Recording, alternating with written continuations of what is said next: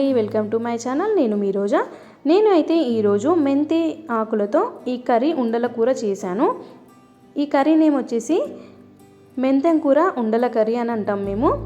ఇది ఎలా చేసుకోవాలో చూపిస్తాను. చాలా ఈజీగా ఉంటుంది, అలాగే చాలా టేస్టీగా కూడా ఉంటుంది. దీనికి కావాల్సిన పదార్థాలు కూడా చెప్తాను. అలాగే ఇది లంచ్ బాక్స్ కర్రీ కూడా చాలా బాగుంటుంది. ఇప్పుడు ప్రాసెస్లోకి వెళ్ళిపోదాం. ఇక్కడ మెంతాకు సన్నగా కట్ చేసి తీసుకున్నాను. అలాగే నానబెట్టిన 1 కప్పు పెసరపప్పు అయితే తీసుకోవాలి. చిన్న సైజ్ కట్ చేసుకున్న ఆనియన్, కొత్తిమీర, అలాగే పచ్చిమిర్చి, కరివేపాకు, వెల్లుల్లి కట్ చేసి తీసుకున్నాను. ఇప్పుడు ఉండల కోసం అల్లం వెల్లుల్లి, మిర్చి పౌడర్, సాల్ట్, అలాగే శనగపిండి అయితే తీసుకున్నాను. ఇలా ఇన్ని ఐటమ్స్ అయితే మనకి కావాలి ఈ రెసిపీకి.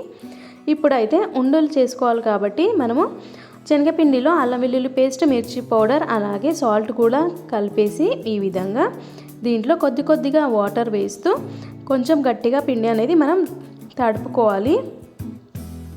ఈ విధంగా తడుపుకొని ఇప్పుడు చిన్న చిన్న బాల్స్ ఈ విధంగా చేసేసి ప్యాన్లో ఆయిల్ డీప్ ఫ్రైకి సరిపడా పోసేసి ఆయిల్లో ఇప్పుడు ఆ బాల్స్ని మొత్తం డీప్ ఫ్రై చేసేసుకోవాలన్నమాట.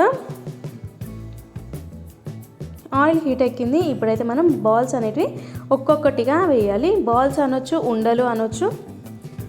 పిల్లలు అయితే బాల్స్ అంటే కొంచెం ఇష్టంగా తింటారు కాబట్టి బాల్స్ అంటాము. ఇట్లా సపరేట్గా వేస్తే మంచిగా కుక్ అవుతాయి.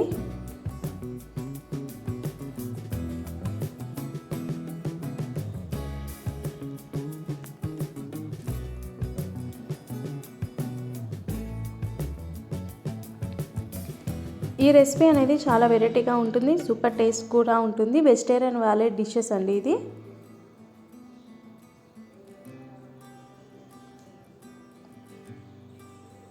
గోల్డెన్ బ్రౌన్ కలర్ వచ్చే వరకు మనం వీటిని ఉండలని వేయించేసుకోవాలి.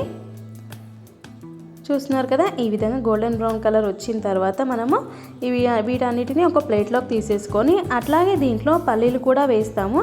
1 పిడికెడు పల్లీలు కూడా వేయించి తీసేసుకున్నాను. అలాగే ఇదే ప్యాన్లోని కొద్దిగా ఆయిల్ అనేది వేసేసాను.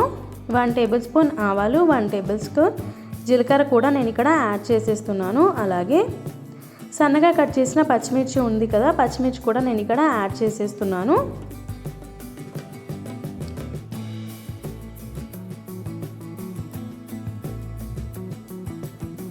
ఇప్పుడు కరివేపాకు కూడా వేసేస్తున్నాను.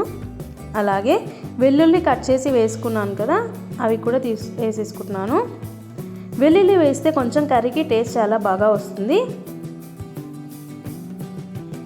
వీటన్నిటిని ఒకసారి మిక్స్ చేసేసుకుందాము. ఇప్పుడు చిన్న సైజ్ ఆనియన్స్ సన్నగా కట్ చేసి తీసేసుకున్నాను కదా, 1 కప్ తీసుకున్నాను. అది కూడా ఇక్కడ యాడ్ చేసేసుకోవాలి. ఇప్పుడు 1 కప్ నానబెట్టిన పెసరపప్పు ఉంది కదా, అది కూడా మనం ఇక్కడ యాడ్ చేసేసుకోవాలి. నానబెట్టిన తర్వాత పెసరపప్పు ఒకటే తీసుకోవాలి, వాటర్ అయితే యాడ్ చేయొద్దు దీంట్లో.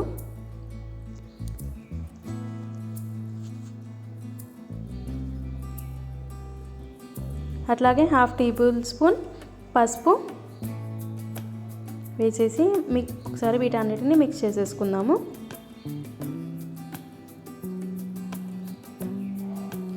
మనకి పెసరపప్పు, ఆనియన్స్ అనేటివి కొంచెం ఫ్రై అవ్వాలన్నమాట.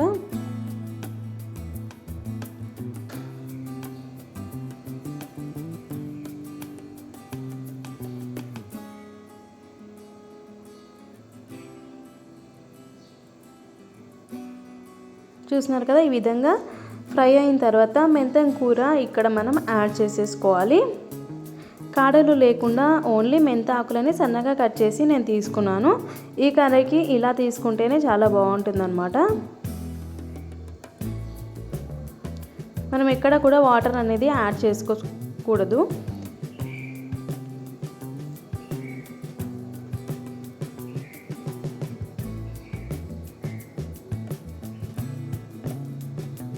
ఒకసారి మిక్స్ చేసేసుకుందాము వీటన్నిటిని.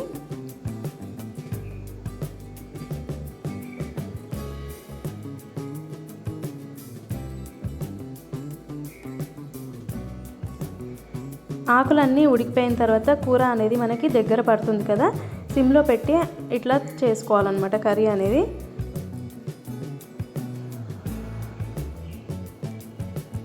ఇప్పుడు కొద్దిగా సాల్ట్ అనేది చూసి వేసుకోవాలి, ఎందుకంటే మనం ఇక్కడ ఆకుకూర తీసుకున్నాం కాబట్టి కొంచెం సాల్ట్ తక్కువగానే తీసుకుంటే సరిపోతుంది ఈ కర్రీకి.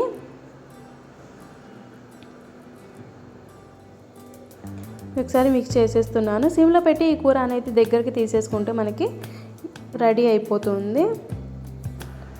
ఈ కర్రీ అనేది మనకి చపాతీకి కూడా బాగుంటుంది, అలాగే బియ్యం రొట్టెకి కూడా, జొన్న రొట్టెకి కూడా ఈ రెసిపీస్ కానీ ఈ కర్రీ అనేది చాలా బాగుంటుంది, చాలా టేస్ట్ కూడా ఉంటుందన్నమాట. ఇప్పుడు ఈ కర్రీ అనేది దగ్గర పడింది కదా, ఇప్పుడు మనం ఉండలు ఉన్నాయి కదా, ఆ ఉండలని కూడా మనం ఇక్కడ యాడ్ చేసేసుకుందాము. వీటన్నిటిని ఒకసారి కలుపుకుందాము.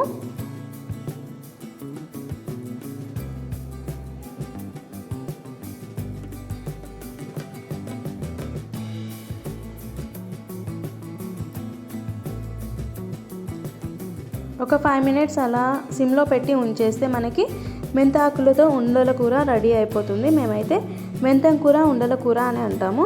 చాలా టేస్టీ అయిన రెసిపీ. పిల్లలు కూడా మెంతం కూర తినని వాళ్ళు ఇలా చేసి పెడితే చాలా ఈజీగా తింటారండి.